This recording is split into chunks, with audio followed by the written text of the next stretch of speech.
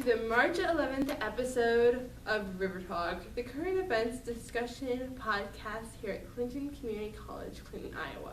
My name is Emily, and today I am joined by my panelists, Justin and John. Today we will be talking about financing higher education. I just want to clarify that by higher education, we do mean the community college and associated trade schools up to the bachelor's degree, as that is areas in which we have personal experience. We will be talking about everything from the for-profit expenditures to the multiplier effect and how much money the government does spend on how much college costs here versus in places like Germany and Denmark. Well, in Germany, the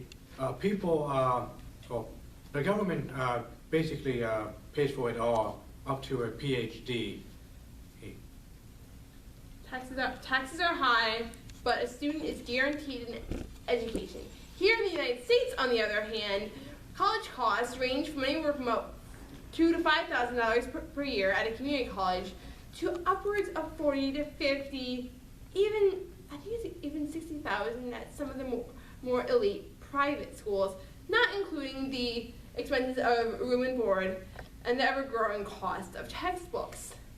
College prices in the United States have more than quadrupled in the past 30 years, far outstripping the pace of inflation and the stagnant wage growth. However, government financial aid has not kept up with this. I think the current Pell Grant is around $5,300. Many students are taking out loans to go to school, and the average student loan debt is approximately $28,000 for what a bachelor's degree that is supposed to take 4 years.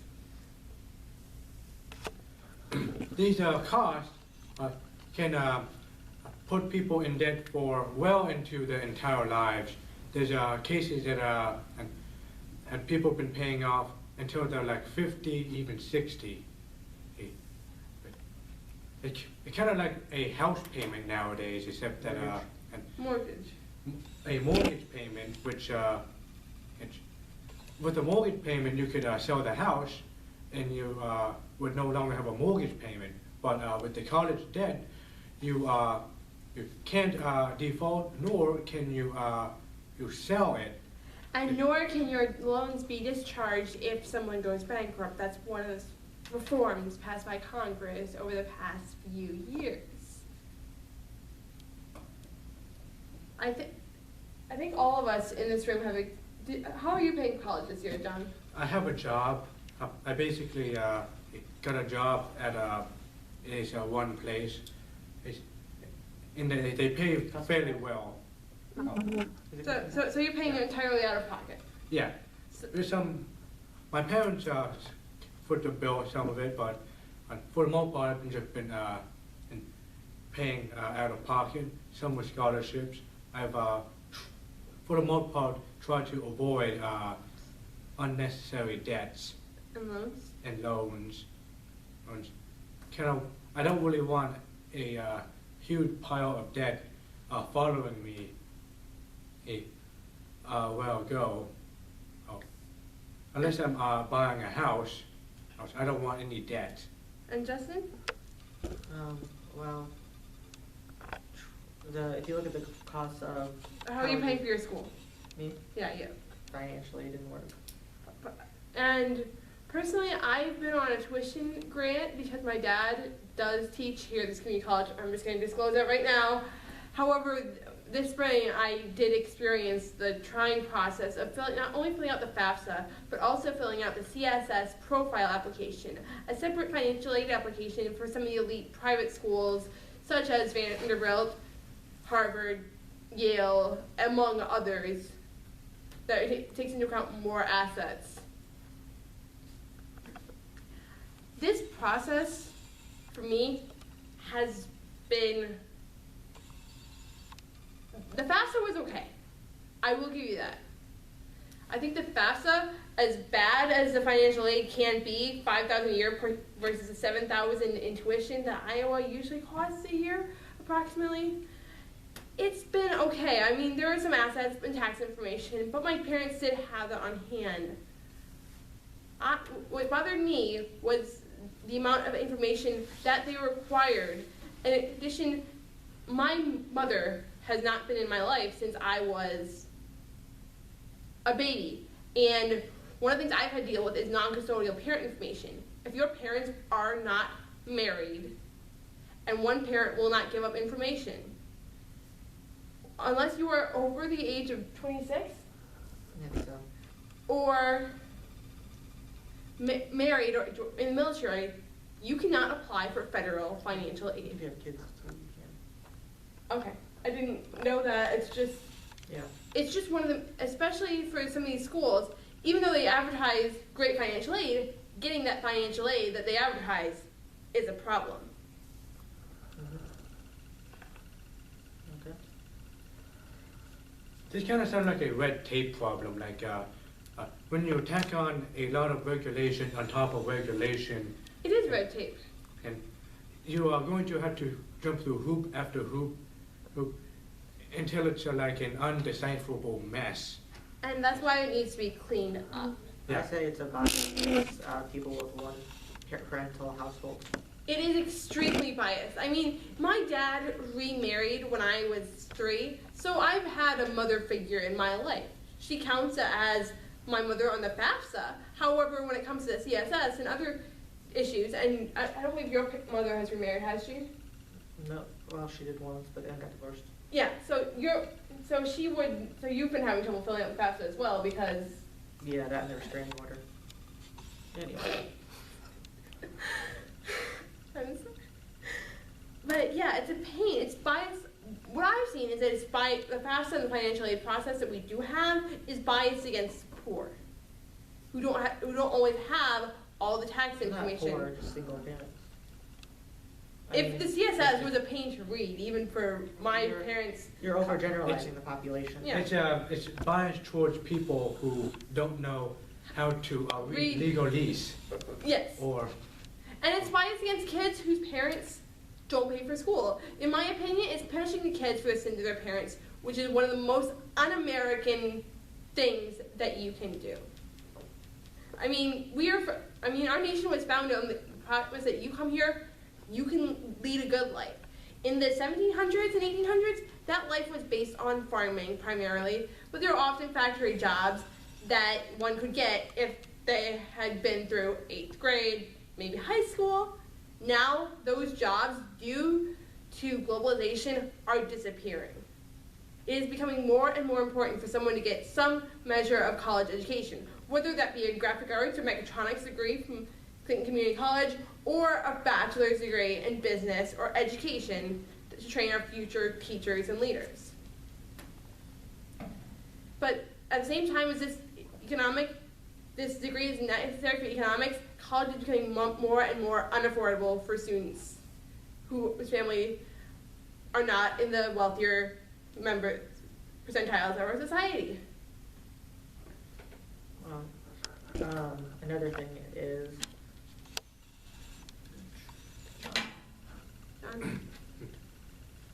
Well,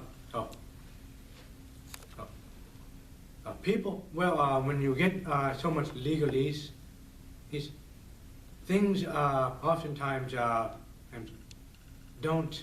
forgot to pay the bill again. Forgive the power outage. Okay, that was a power outage. Flicker. So forgive that for a moment, please. That was a bit of distraction, but. If you were going to fix this financial aid problem, how would you fix it? Well, I think there's a lot more things to take into account. I mean, there's additional constraints. Like, one of the biggest problems for single parents is finding somebody to watch their kids who is also reliable and reputable. But paying for college, I mean, so much of our money goes to for-profit education. Well, Illinois doesn't pay for babysitters, so their education's being taken away. Some of the people who need it the most. That's not what we're talking about. If you're gonna fix the financial aid system for people who have no kids, how would you fix it to make it easier? I was gonna say I'd make allowances for people who have their special conditions who have those things. Okay. then there's the idea, how do you separate the ones that are gonna go on and those that aren't? Are you gonna require them to go through a community college for their first 2 years? Because that's a whole lot more fiscally viable. It's a whole lot more fiscally viable. And it proves a sense of commitment towards what they're actually doing. And another thing, parents, or how many times should they do it if they fail a course or if they take a bunch of esoteric courses? How should the government deal with that? I think you should be given a grace period. I mean, if you have circumstances, dealing with financial aid system we have now, if you have circumstances, you should be kicked out of school for a certain number of years, and maybe 2 or 3 years, so you can get your issues resolved. Then if you want to come back, you're given academic probation. You have to keep a C or higher in all of your classes if you want to keep it. However, you should also allow part-time students. So if someone is working, like you said, and they have kids, they can go to school and still earn their degree, or maybe 8 years instead of 4, because they're taking fewer classes per semester.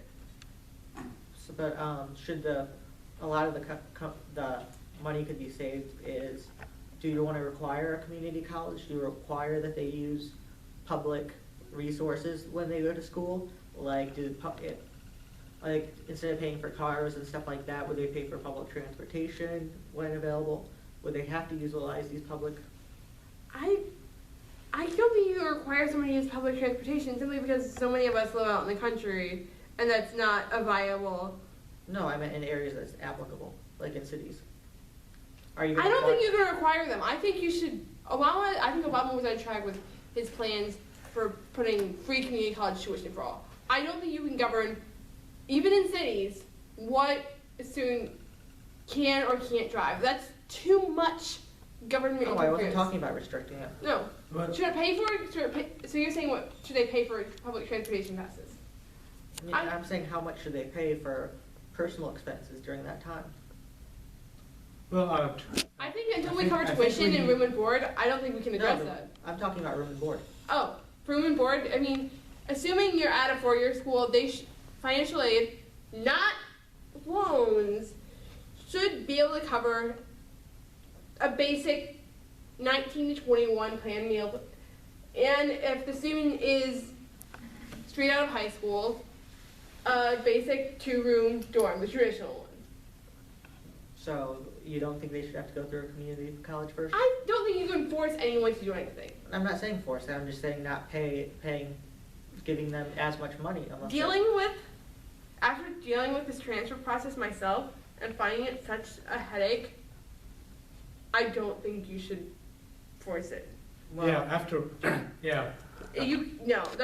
That's too no much government interference. which is a huge problem. But I was That's gonna kind of say- why we have a problem. Go ahead. I was gonna say, having a problem and just saying it's too complicated to deal with that's No. a problem in itself that needs to be fixed. So we need. I think that you should be able to cover some living expenses, but I think the original topic of this podcast was to focus on how we pay for tuition and tuition at these schools. So room and board prices haven't changed as drastically as tuition. Can I ask a question? Yeah. What do you guys think about President Obama's proposal for free community college? I think it's a good proposal actually. One of his better proposals. I think that this proposal actually might actually in the long run makes sense since we would have more people in college and hopefully in trade school. So we have more plumbers, more some of those jobs that people in the last decade were discouraged from going into because they were encouraged to go to to get a bachelor's degree. Those jobs are coming in and being more favorable because of the fact that there's a shortage of plumbers, roofers, and you name it, any mechanics that work with their hands. And, there's been some cases that they've been booked for 6 months because there's no plumber, or they're the only plumber in the area. Personally, I think Obama is recognizing a fact that should have been recognized for the past 30 years. That was recognized 6 years ago when someone could pay for a year of college based on a summer's worth of work.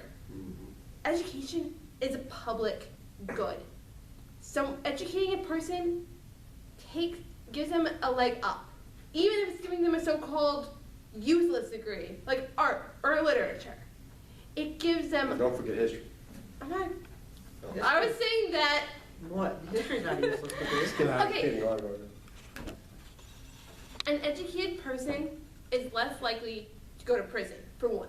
Prison costs $40,000 a year. Community college costs the government, even if they were going to pay full tuition and everything, it costs them about $5,000 a year. 1/8 of the cost of putting a person in prison.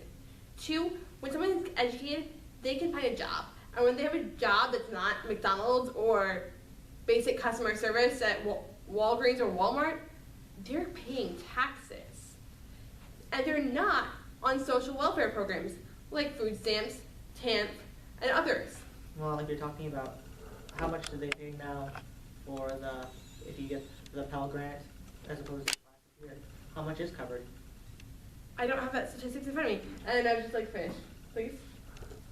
There's a multiplier effect.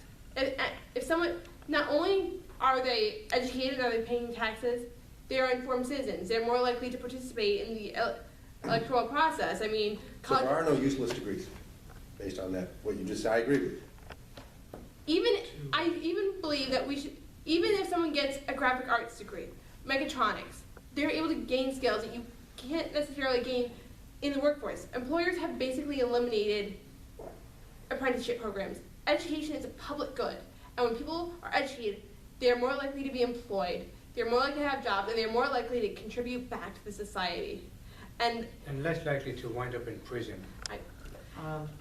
You're assuming causality. It's a correlation, but it's a strong correlation. But one could be the cause of the other. There's many causes, but... What do you think, Justin?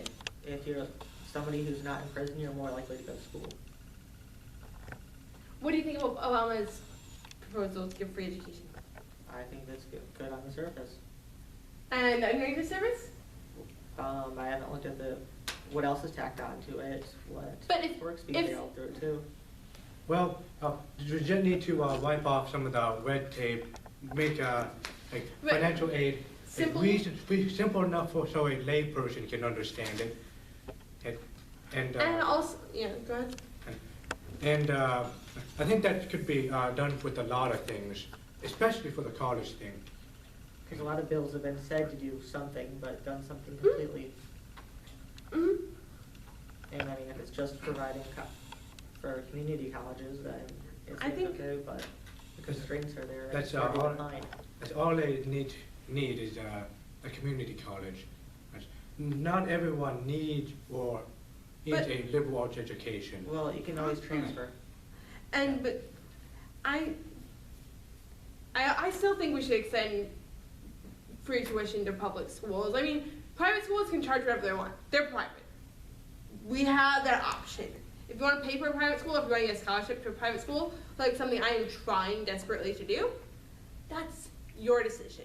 But public universities are some of the best universities in the world. And we need to support them and give them the funding they need to provide an educated workforce for our future. On that note, we must close. Thank you for watching this March episode of Rivertalk. We apologize for being off the air. We've had some complications. Life's come up for a few of us. Thank you again to my co-hosts, Justine Kelch and John John Schluns. Schluns. Thank you to our cameraman, Joe Wendell, a previous panelist. Thank you to our moderator, Steve Berlin, for helping out today, even though we know you're not feeling the best. Again, my name is Emily. If you have any questions about Rivertalk, you can email me at elegel, E-L-E-G-E-L, @live.eicc.edu. Thank you so much for watching. We will be taking a week off next week for spring break. See you in 2 weeks.